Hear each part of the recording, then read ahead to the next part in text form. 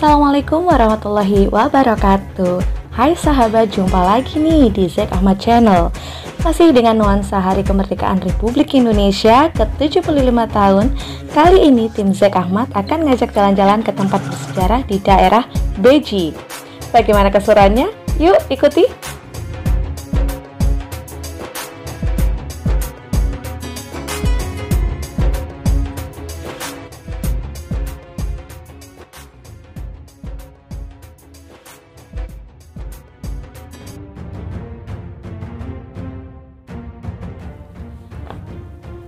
Menurut sumber Perpustakaan Nasional Republik Indonesia, Candi Gunung Gangsir terletak di Desa Gunung Gangsir, Kecamatan Beji, sekitar 18 km dari kota Pasuruan. Candi ini sebenarnya bernama Candi Kebon Candi. Namun, karena letaknya di Desa Gunung Gangsir, maka masyarakat setempat menyebutnya dengan Candi Gunung Gangsir. Tidak banyak informasi yang bisa didapat mengenai candi yang konon dibangun pada masa pemerintahan Raja Erlangga, yaitu sekitar abad ke-11 Masehi.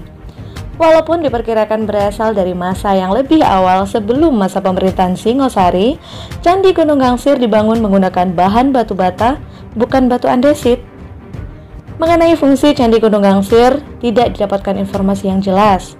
Masyarakat setempat mempunyai versi tersendiri mengenai tujuan pembangunan candi ini. Menurut mereka, Candi Gunung Gangsir dibangun sebagai penghormatan kepada Nyi Srigati yang dijuluki Mbok Rondo Derma atau janda yang murah hati atas jasanya dalam membangun masyarakat pertanian di daerah itu. Nyi Srigati merupakan tokoh dalam legenda masyarakat setempat. Pada zaman dahulu, masyarakat di daerah itu belum mengenal kehidupan bercocok tanam.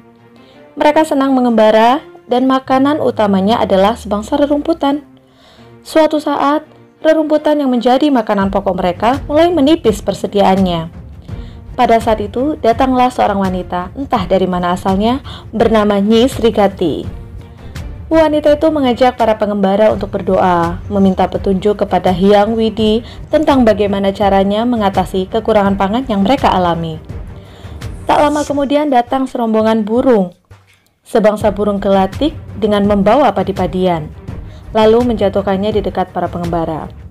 Padi yang jatuh itu kemudian ditanam oleh Nyi Srigati. Beberapa bulan kemudian, tanaman Nyi Srigati sudah dapat dipanen.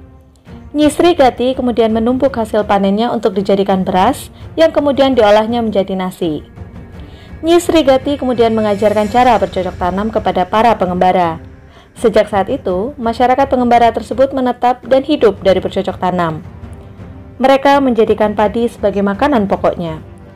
Sebagian dari padi yang dijatuhkan burung tadi berubah menjadi permata yang membuat Nyi Srigati menjadi kaya raya.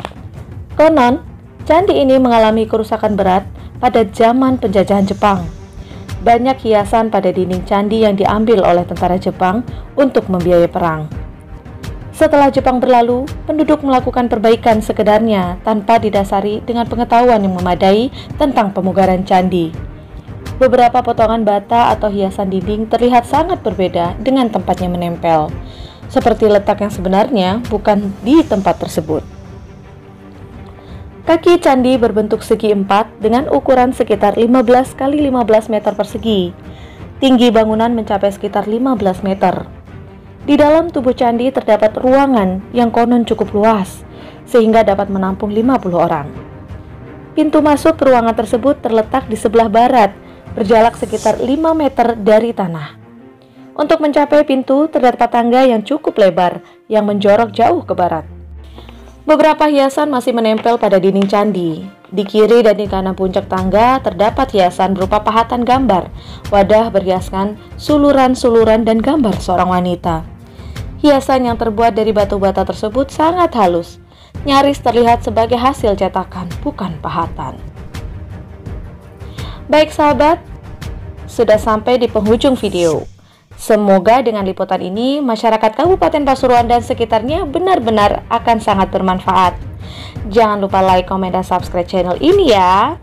Saya Elvin, Zack Ahmad melaporkan. Terima kasih. Wassalamualaikum warahmatullahi wabarakatuh. Channel nomor 1 di Indonesia, Zack Ahmad. Yes, I can.